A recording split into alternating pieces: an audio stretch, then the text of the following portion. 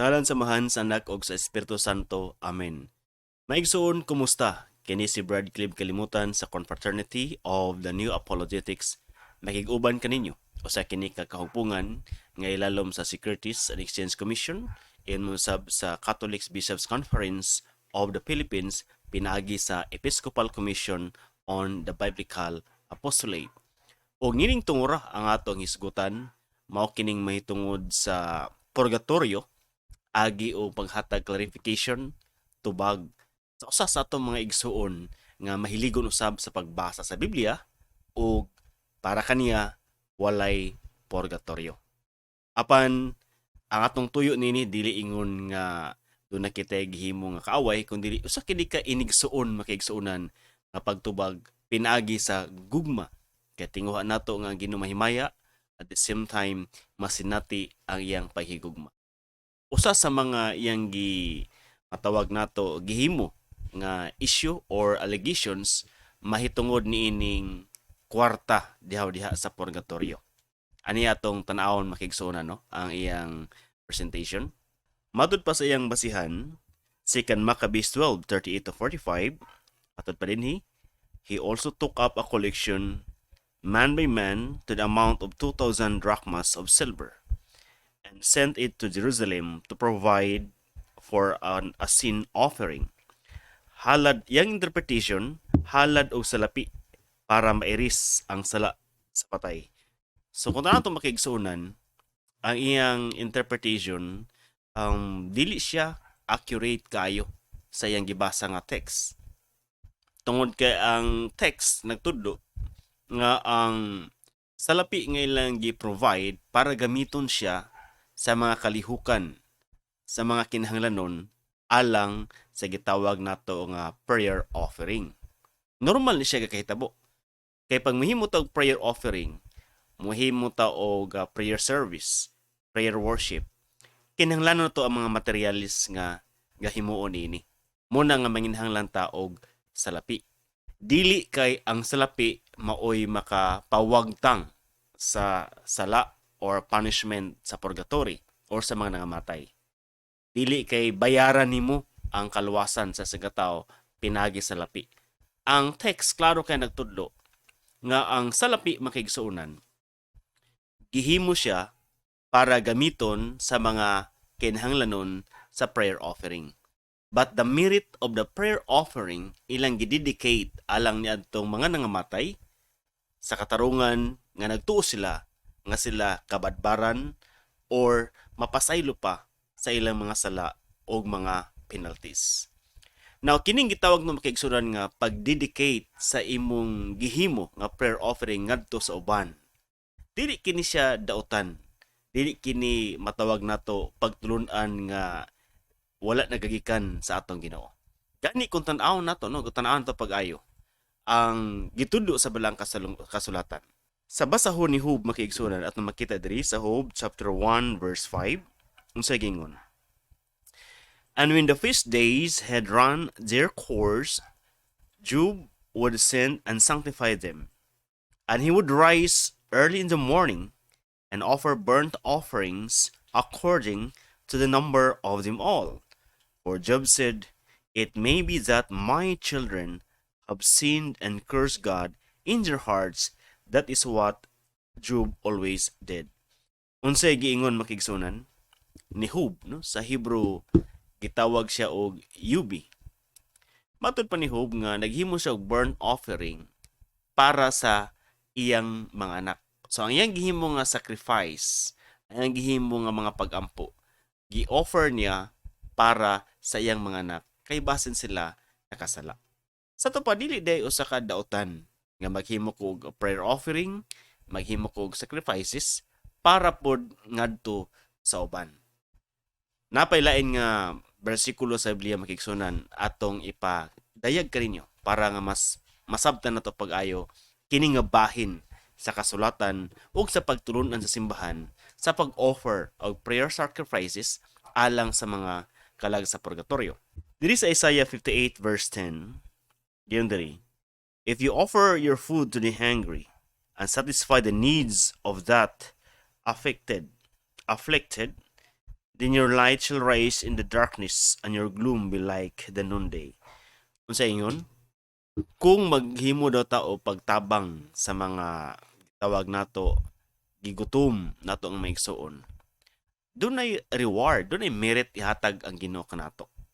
Dunay kadanag, no? Dunay ka mga panalangin kayang ihatag kanato ang makigsunan. So muning gitawag to nga kung doon na kay good action, doon na kay merit.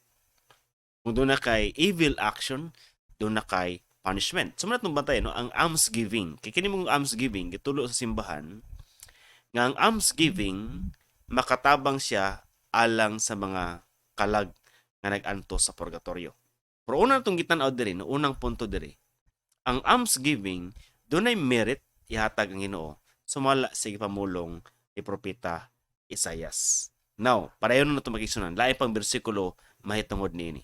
Sa Matthew 19 verse 21, sige yung sa ito Ginoo.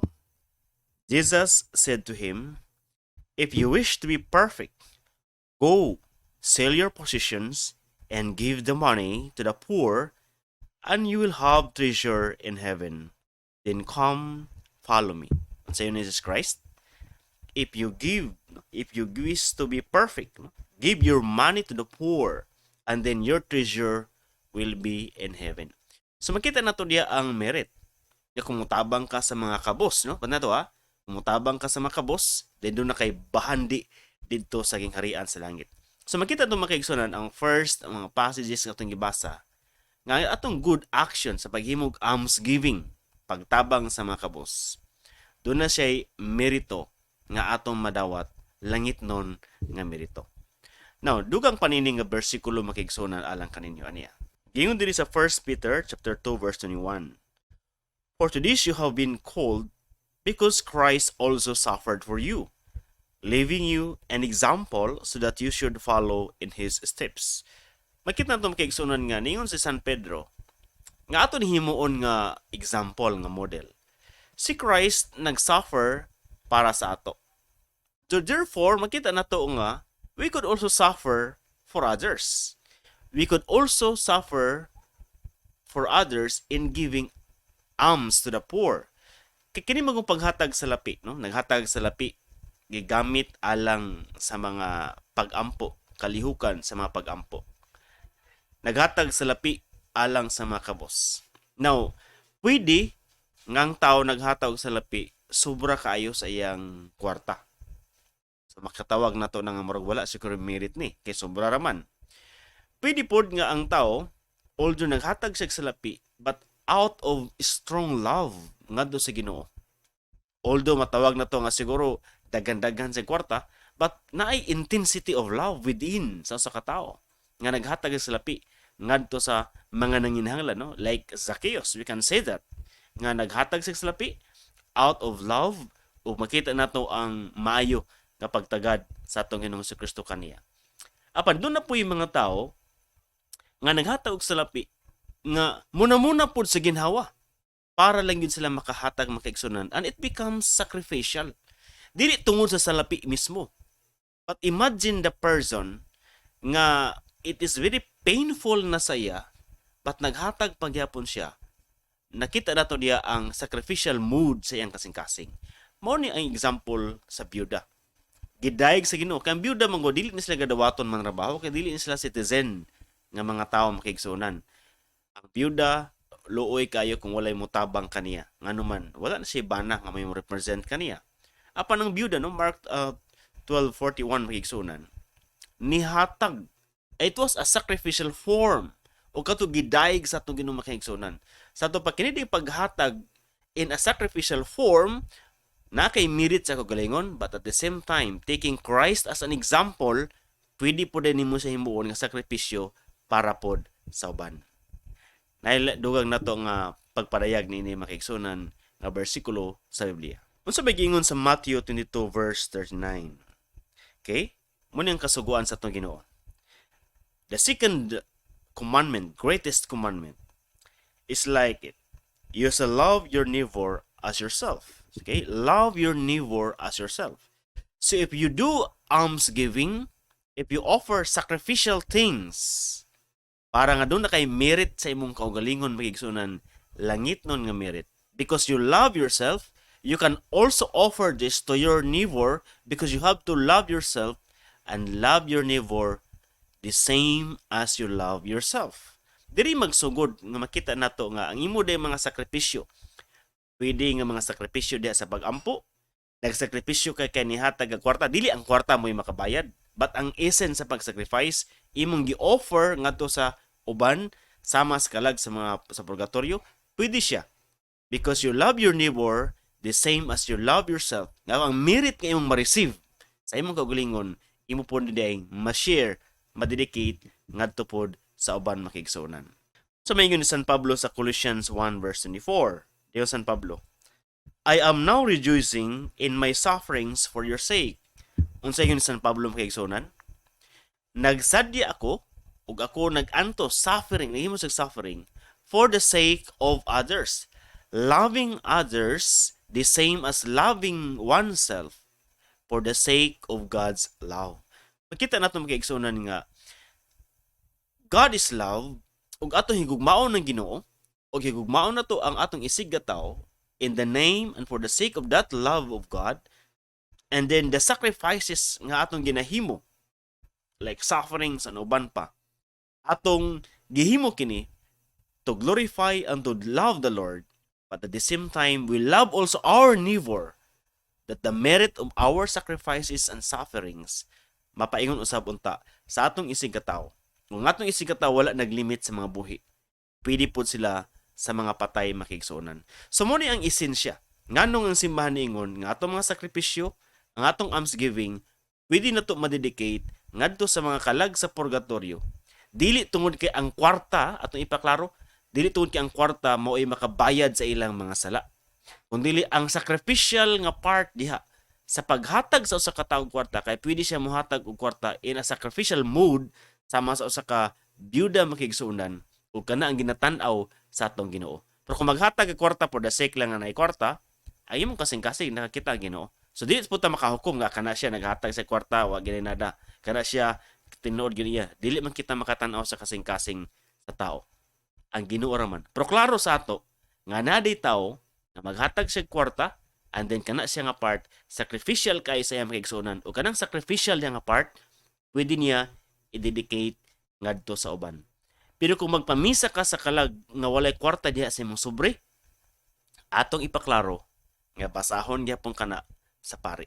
Dili gina requirement, dili absolute need nga butangan gini mo nagkwarta diha makigsuonan. Kaya kung walang-wala gyud ka, na gusto nimo nga i-dedicate ay imong mga prayer sa pag-apil sa santos nga misa, basahon gyapon na i-dedicate gyapon ang mga ngalan sa kalag nga imong gisulat diha. Bisan dili nimo butangan og kwarta. Ato na ipaklaro ang gitan-aw sa Ginoo ang sakripisyo, paghigugma diha sa kasing-kasing, dili ang salapi, kang salapi dili gini makabayad, but it is the sacrifice that comes from the heart, adunay merit ang Ginoo ihatag sa tawo nga naghimo nini ug sa tawo pod nga iyang gidedicate kinsa nga mga tawhana, mga loved ones siya, pwede mga buhi, pwede pod mga minatay. Makigsunan karon din hita sa idea sa ato igsuon nga matod pa niya wala daw gitudlo ni Jesus ang purgatorio. Wala gitudlo sa Biblia.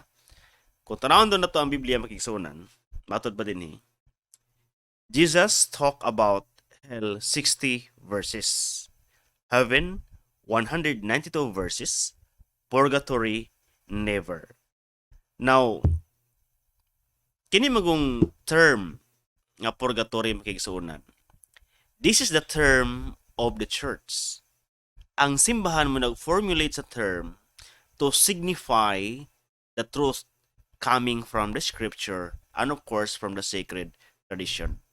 Muna nga, dili gid siya mabasa sa Biblia litra por litra because the term purgatory is the language of the church to identify a particular teaching diha sa Biblia. Pero ang word nga purgatory, dili pud siya ma-formulate sa simbahan, dili pud siya mo-exist unless ang idea nga yang gi-signify na diha sa balaang kasulatan. Og niyang bersikulo magigsunan nga ang ayan natong tan-awon pag-ayo para maklaro na to kung ang idea ng kamatuoran sa purgatorio ana bagid sa Biblia or never bagid siya makigsunan. Niya dinhi ang usa sa mga sinulat sa Balang Kasulatan. Giingon diri sa Matthew 12 verse 32. Whoever speaks a word against the Son of Man will be forgiven, but whoever speaks against the Holy Spirit will not be forgiven either in this age or in the age to come. Kining word makaigsunan nga age, no, age to come, nagpasabot ni og afterlife.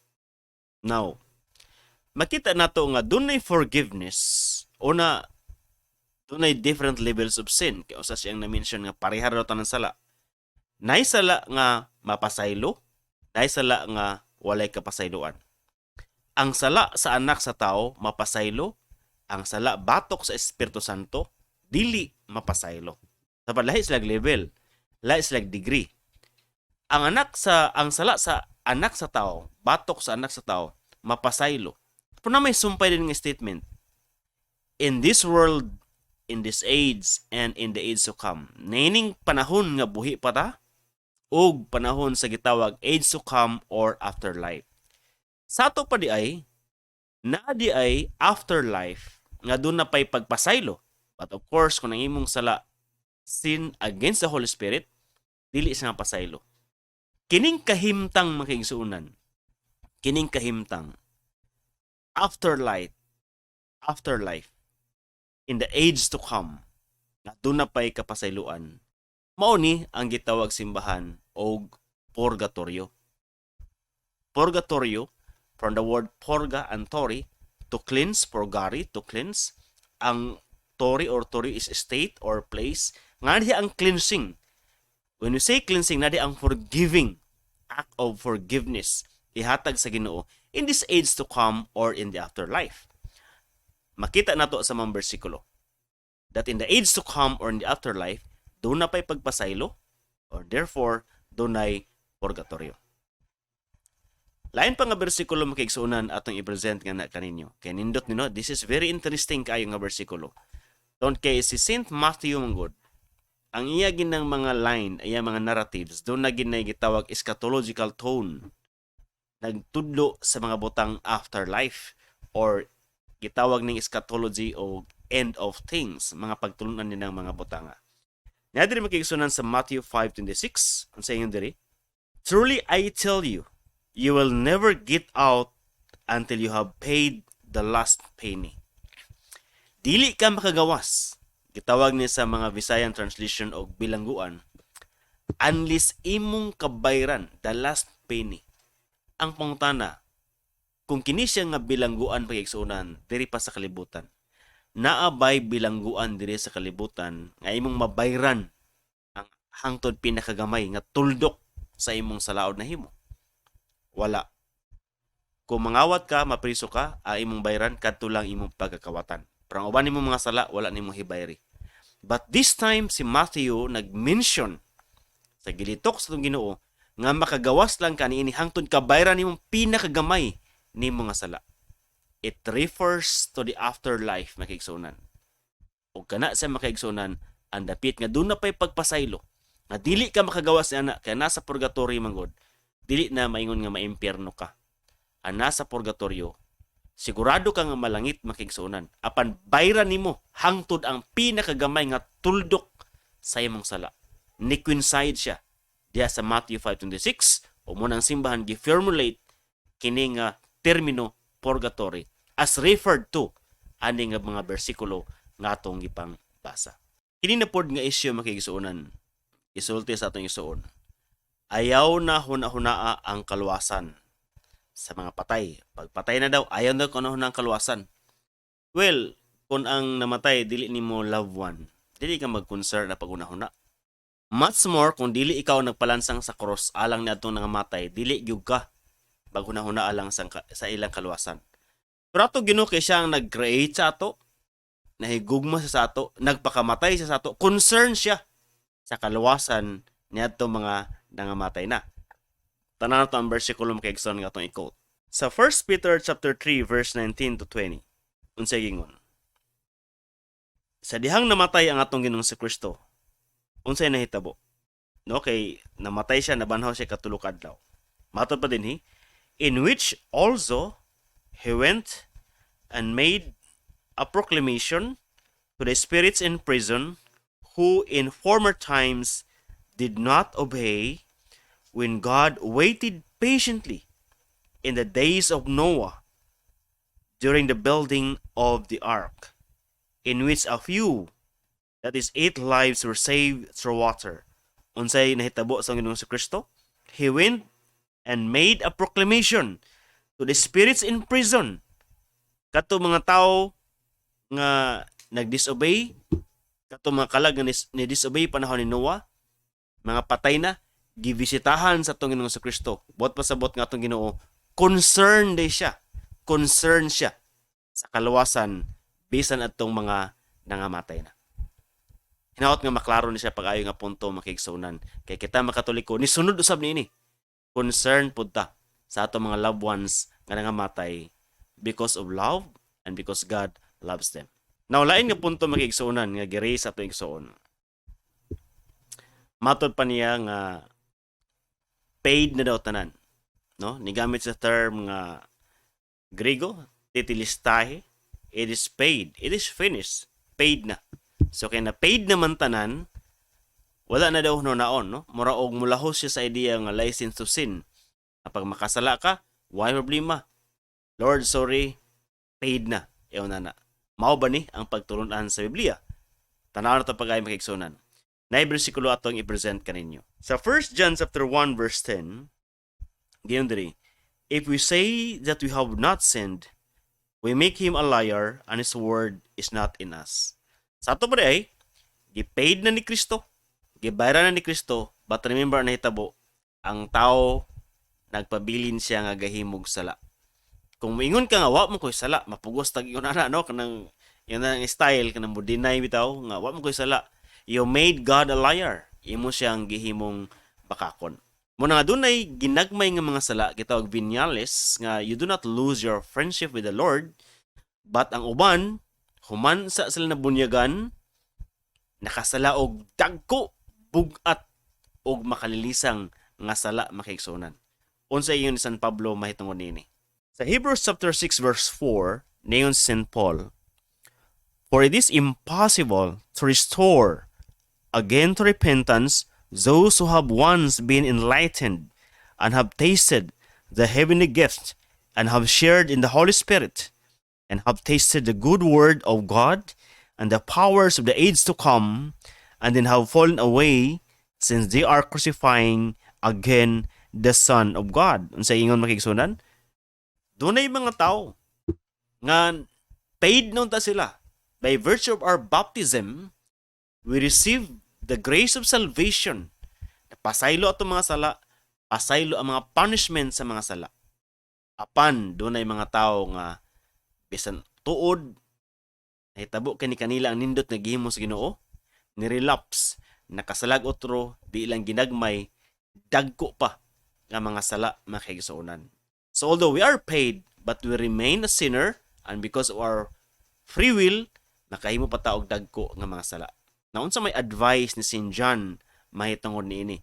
Mayon ra bata nga okay lang na, relax lang, paid na bitaw? No, it's not biblical. Niya ang gisulti ni St. John makigsuonan atong basahon. Chapter 5, verse 16. If you see your brother or sister committing what is not a deadly sin, you will ask, and God will give life to such a one, to those whose sin is not deadly. There is sin that is deadly. I do not say that you should pray about that. All wrongdoing is sin, but there is sin that is not deadly. Unsa yun ni St. John magigsunan?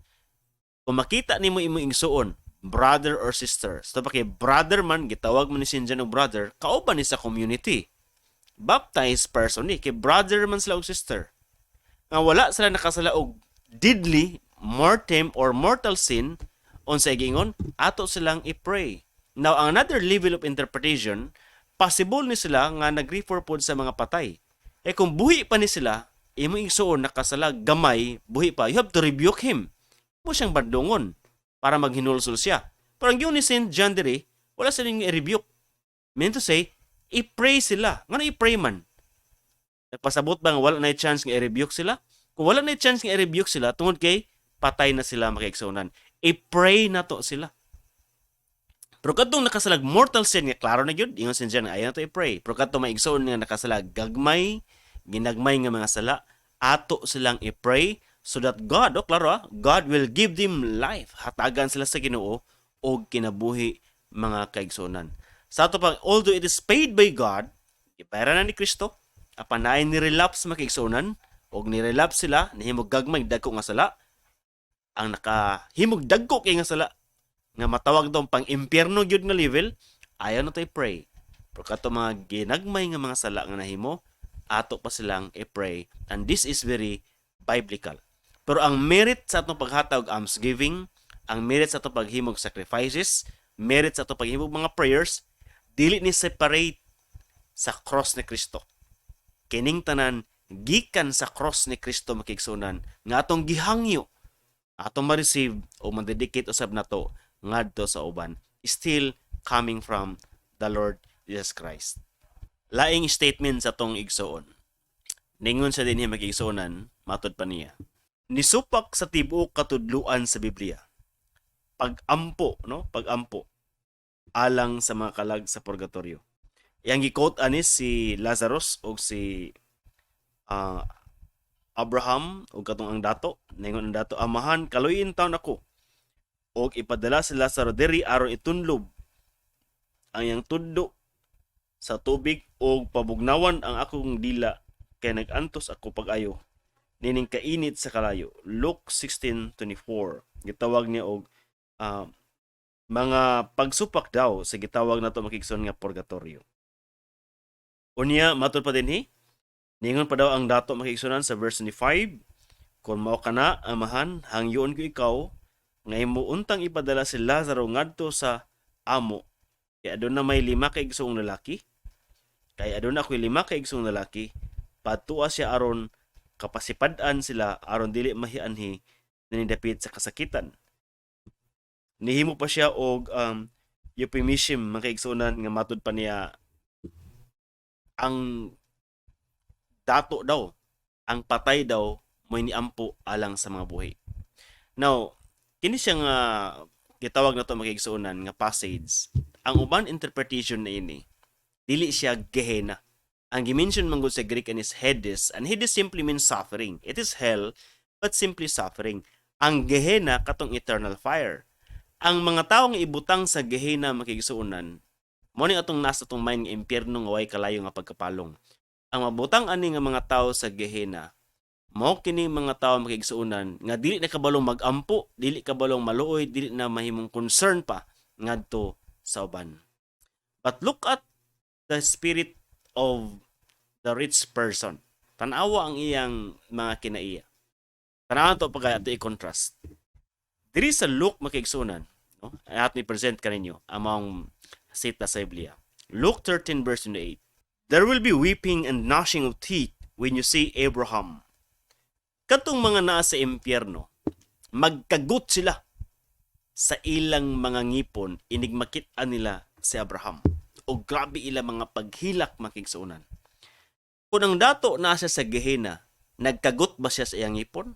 Wala siya nagkagut sa iyang ngipon makigsuunan. Wala siya suko, no? Nabitaw, grabe gid nga kasuko ang iyang gipakita. Naghangyo siya kang Abraham. Muna nga, ang uban nga mga scholars nakita nila nga, dili siya Gehenna. It is simply Hades, and it could refer to the Hades, the sufferings in purgatory.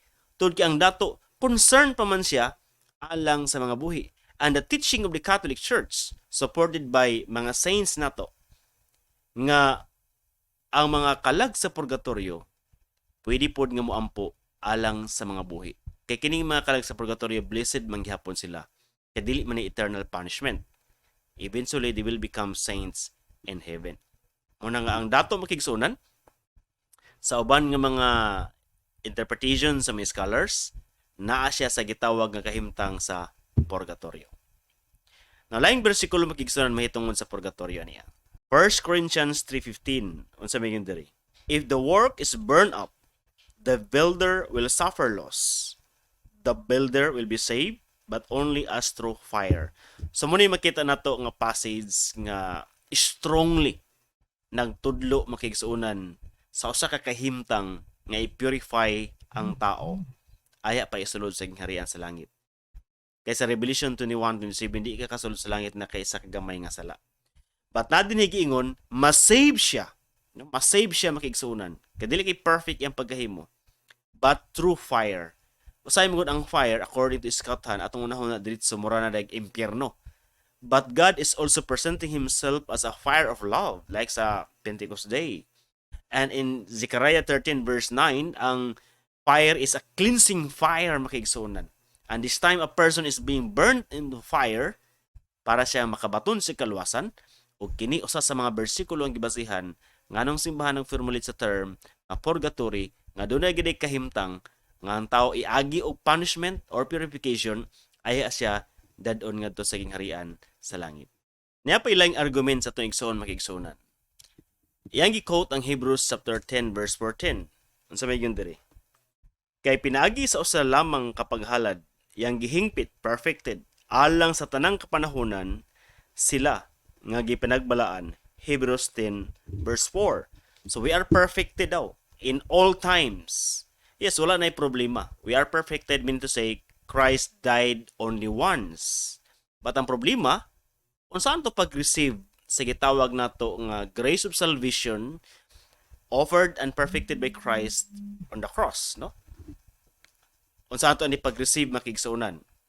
Now, niya, sa 1 Corinthians chapter 4 verse 1, giyon diri atong basahon. Let a man so account of us of the ministers of Christ and the dispensers of the mysteries of God.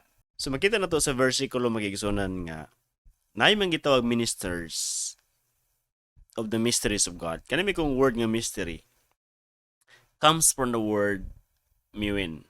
Ang translation sa mystery is sacramentum. Yang muin is grace. Gani sa research makigsunan, no? Catholics and non-Catholic scholars ni agree sila. Tanawan niyo sa slide, no? Unsay statement. But notice that in Rotherham's emphasized Bible, Joseph B. Rotherham, who was a biblical scholar of the first rank, translated Mysterion as sacred secret. Kini si gitawag do nga Rotherham, sa ni ka protestante magigsunan, nga ilang giuyunan nga kining diring Mysterion na 1 Corinthians chapter 4 verse 1, nagpasabot kini sa makigsunan og sagrado nga sekreto. Sagrado nga sekreto. O kining sagrado nga sekreto mo po ning giuyunan ni St. Peter Lombard o sa ka-sacred thing o nagpasabot ni makigsunan sa grasya sa Ginoo. Grasya sa Ginoo. Na diri ang third nga part. A. Hoods wrote, Christ uses these sacraments not only to represent and seal, but also actually to apply the benefits of His redemption to believers. Makita na to nga kining mysterion from the word muin nga gitranslate as sacramentum, nag-refer din makigsunan sa grasya sa Ginoo nga atong madawat pinaagi sa mga rites of the sacrament, like sa baptism nga you share the death and resurrection of Christ. Makita to magayo makigsunan nga although si Christ ang gi-perfect sa tanang panahon by His death on the cross, but the individual of application anang gitawag na to ang grace of salvation ni Kristo na nato na ma-receive sa mga sakramento nga gihatag po ni Kristo mismo, gibilin siyang simbahan o ma-receive na to nga iyang katawhan. Gani ang word makigsunan nga ministers gikan sa oikonomos or oikonomos nga nagpasabot siya makigsunan og overseer, nagpasabot siya preacher, governor, steward, or house distributor. When si house distributor, sabot nga siya ang tighatag. Siya ang muhimo sa gitawag na to nga rites of the sacrament para nga ma-distribute or ma-apply or mahatag ang grace of salvation that has been perfected by Christ on the cross. Wala ni supak amang bersikulo diha sa pagpanudlo sa Biblia. Dito makigsunan sa last nga part o kini common kaninyo madungog nga argumento, no? Common kaninyo madungog nga argumento. The Demas case. Mo ni argumento sa usa ka buutan nga kawatan nga dito na sa cross. Nga ningon just ng Ginoo, hinumdumi ako inig maghari ka na, unya tubag atong Ginoo karon adlaw uban ka kanako sa paraiso. Wala man lagi daw maingon nga iagi ka sa purgatorio, no? Ditso man lagi daw sa paraiso. Utan ko no kay kawatan nganong ditso man sa paraiso makigsunan. Now, tanato pag-ayo, ang kawatan makigsunan ang iyang kahimtang dili ni siya applicable sa tanan tao. Because ang kawatan una dying siya. And not all people are dying in situation. Kung atong tutukan pagayo ang mga bersikulo makigsunan, ang purification or purgatory dili lamang siya mahitabo afterlife. We are also purified while we are still alive, pinagi sa to mga sufferings na may experience din sa kalibutan. But if we are so thankful sa ato mga sufferings, makareceive kitag mga merit niya na, ma-turn to blessing siya, ma-dedicate na to para sa uban. Ang kasakit sa cross nga gibati sa mga kawatan, serve as his purgatory, isip yang purgatorio, while buhi pa siya. Muna nga, pwede i-deklarar ni Kristo nga karon adlaw uban ka kanako sa paraiso. Kung ang statement sa Ginoo, ang condition the same pa sa kawatan makigsuonan nga uban ka kanako sa paraiso, nganong wala man niya gisulti sa tanan nga mga believers nga naa dito tungod sa cross, nganong gi-point out ra man sa kawatan tungod kay lahi ang case sa kawatan. Look at St. John. No? Look at St. John makigsuonan. Iyang disipulo nga niunong kaniya. Sa John chapter 19:25 and 26. Tanawan niyo diha pa guys sa screen. And that is what the soldiers did. Meanwhile, standing near the cross of Jesus were his mother and his mother's sister, Mary the wife of Clopas, and Mary Magdalene. When Jesus saw his mother and the disciple whom he loved standing beside her, he said to his mother, "Woman, here is your son." Ug ang sumpay nini, ang atong ginuningon sa iyang disciple, "Here is your mother." Wala man lagi sa ningon nga ayaw mo kabalaka kay on this day you will be with me in paradise. Wala anong ningon, wala man sa sulti ana. Tungod kay ang condition ni Maria sa uban nga mga believers nga naa didto sa disipulo, lahi sa condition sa kawatan because ang kawatan is dying. So kung ang usa ka tawo dying makigsuonan, makita nato ang gugmas Ginoo anaa sa usa ka tawo nga dying ug andam sa pagdawat sa mahinulsulon nga kalag or sala sa tawo sa usa ka tawo nga hapit na mamatay. Pero kung dili ka dying, dili ni applicable sa ato ang maong statement kay para man ni sa dying person atong Ginoong Kristo. Para sa mga buhi makigsuonan, we have to continue to live our life diha sa pagkinabuhi uban sa Ginoo hangtod nga kitang tanan makig-uban ngadto kaniya.